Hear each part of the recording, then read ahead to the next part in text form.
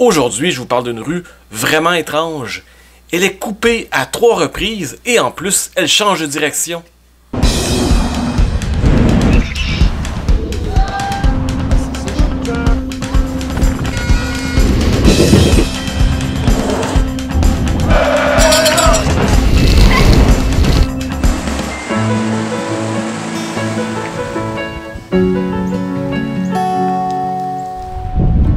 Alors ici, on est au tout début de la rue Guilford dans l'est, qui commence au coin de la 8e avenue.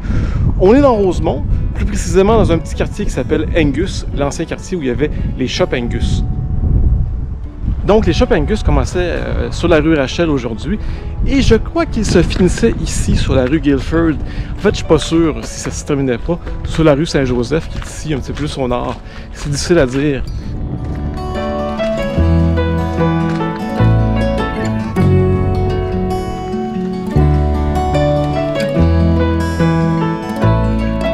Donc, on a à peine fait 200 mètres, je suis juste rendu à la 4e avenue et la rue Guilford s'arrête ici. Pour la retrouver, je dois faire un petit croche, je dois faire un petit détour en arrière de moi. Évidemment, la rue Guilford n'est pas la seule rue qui est coupée comme ça à Montréal. C'est dû à l'évolution de l'urbanisme. Il y a des constructions qui se font sur les vieilles rues, comme des chemins de fer, des autoroutes, des usines, des projets de développement immobilier, qui vont faire que la rue est coupée.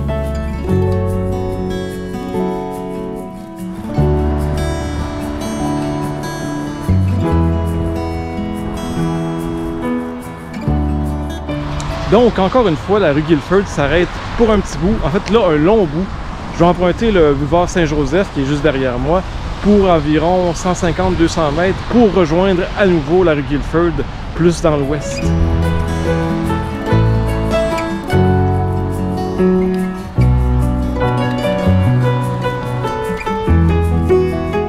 Ça me fait penser qu'il y a quand même beaucoup de rues, beaucoup de quartiers qui ont été faits en fonction des rails de chemin de fer. Souvent, c'est des frontières, les rails de chemin de fer.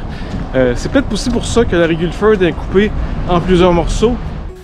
Donc, on se dit que ce bout de la rue Guilford devait dater d'avant la construction du chemin de fer.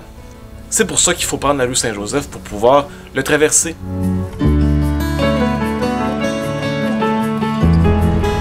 Donc, on est passé en dessous du chemin de fer.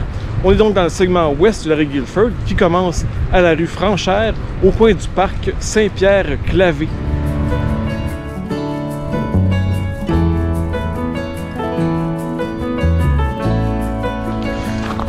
Donc, on est maintenant dans le plateau Mont-Royal, plus précisément dans l'ancien village de Lorimier.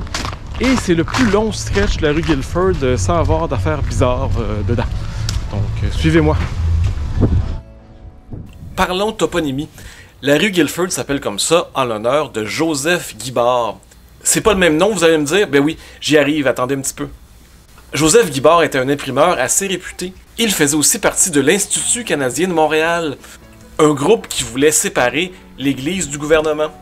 Ça s'est pas très bien terminé pour lui et il s'est fait excommunier. Et pourquoi la rue ne s'appelle pas la rue Guibard, mais la rue Guilford? Ben, c'est parce qu'un certain fonctionnaire de la ville, un petit peu zouf, un certain Hopkins, qui a mal lu les papiers qu'on lui a présentés, et il a retranscrit sur son plan le nom Guilford au lieu de Guibard. Ce plan de 1879 que vous êtes en train de regarder en ce moment.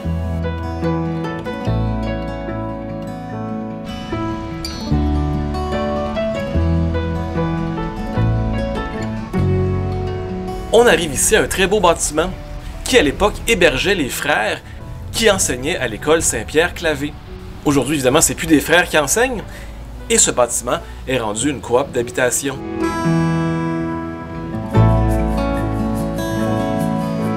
On arrive comme ça au coin de Delorimier, et on voit l'ancienne école Guilford. Quand l'école a fermé dans les années 80, le bâtiment est devenu le quartier général des lesbiennes jusqu'en 1992. Aujourd'hui, il y a quelques commerces et des bureaux à l'intérieur.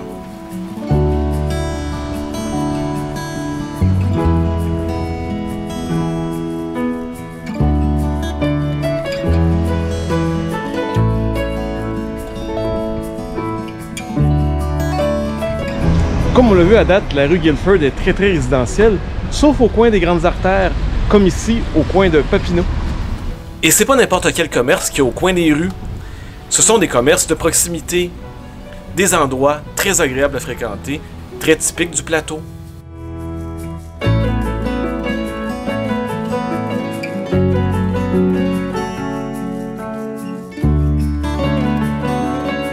Alors on est toujours sur la rue Guilford, ou Guilford. Pourquoi Guilford? Je vais le mentionner un peu plus tard, vous allez voir. Et je suis en compagnie de Sébastien Cardinal, c'est bien ça? Eh oui, c'est moi. Eh oui, un YouTuber, lui aussi, français, qui est en visite à Montréal. Eh oui, pour le mois. Ah, c'est chouette ça. Très belle ville. Très très belle ville. Et c'est grâce à toi que je découvre la ville sous un autre regard, avec plus de profondeur sur l'histoire. C'est pas juste des rues, c'est des parties de patrimoine et j'adore ça. Ah, je me nourris de ta chaîne quotidiennement.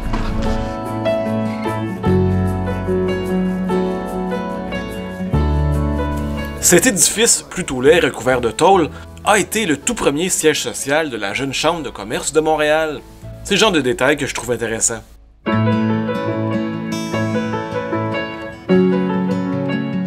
Alors on est ici au coin de Lanaudière et la rue Guilford se continue tout droit, sauf qu'il y a comme une espèce de petit terre-plein en plein milieu de la rue pour la circulation, donc c'est un peu étrange.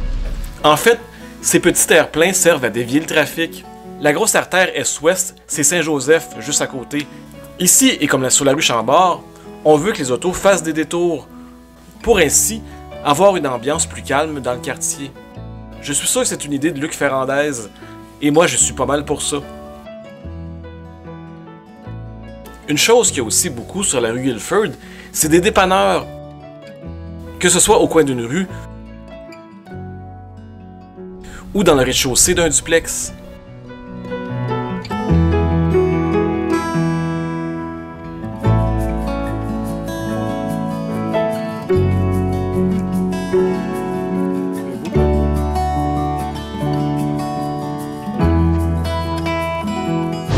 Alors, on a fait un long bout sans avoir aucun détour à faire, aucune coupure de la rue.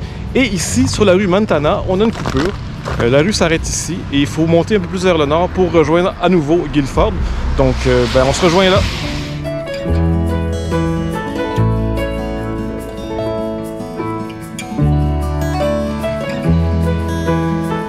On arrive maintenant derrière la station de métro Laurier et on voit qu'il y a un autre terre-plein qui coupe la rue Guilford.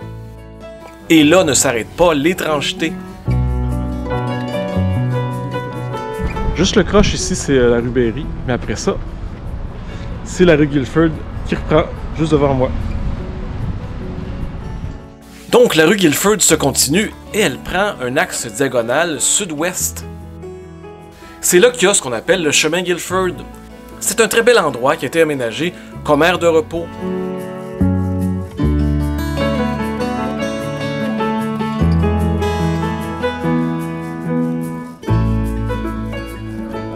Elle contient des endroits pour s'asseoir, pour relaxer, et aussi de super belles murales.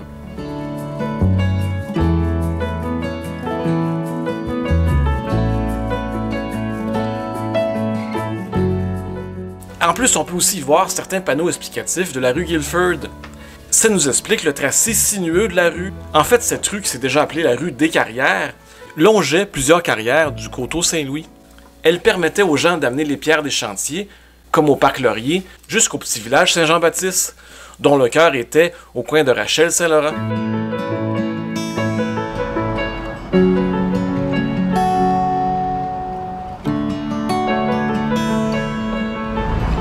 Bon, ben me voilà au coin de Saint-Denis-Guilford.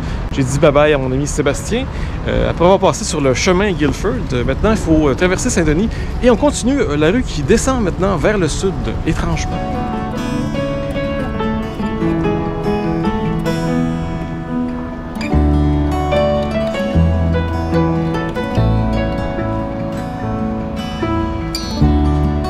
Il y a comme un faux abribus au coin de Saint-Denis-Guilford.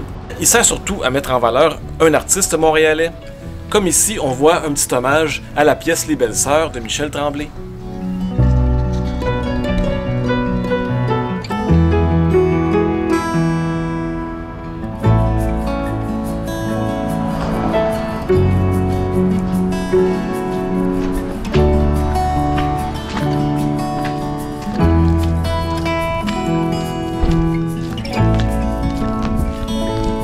Ici, La rue Guilford croise la rue de Grand-Pré, une toute petite rue du plateau, mais qui a de super belles maisons.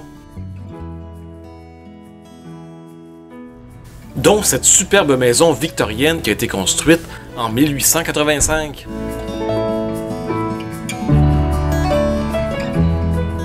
Comme la rue Guilford est en diagonale dans ce coin-ci, ça crée des coins de rue et des maisons en triangle. Je trouve que ça fait vraiment différent et original.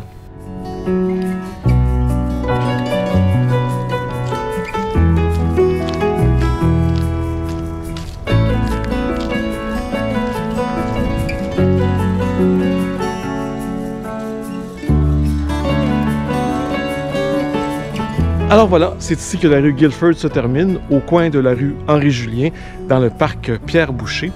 J'espère que vous avez aimé cette petite randonnée. Si oui, comme d'habitude, un petit pouce en l'air en bas de la vidéo. Abonnez-vous si ce n'est pas encore déjà fait. Partagez cette vidéo le plus possible. Et là-dessus, on se dit à très bientôt!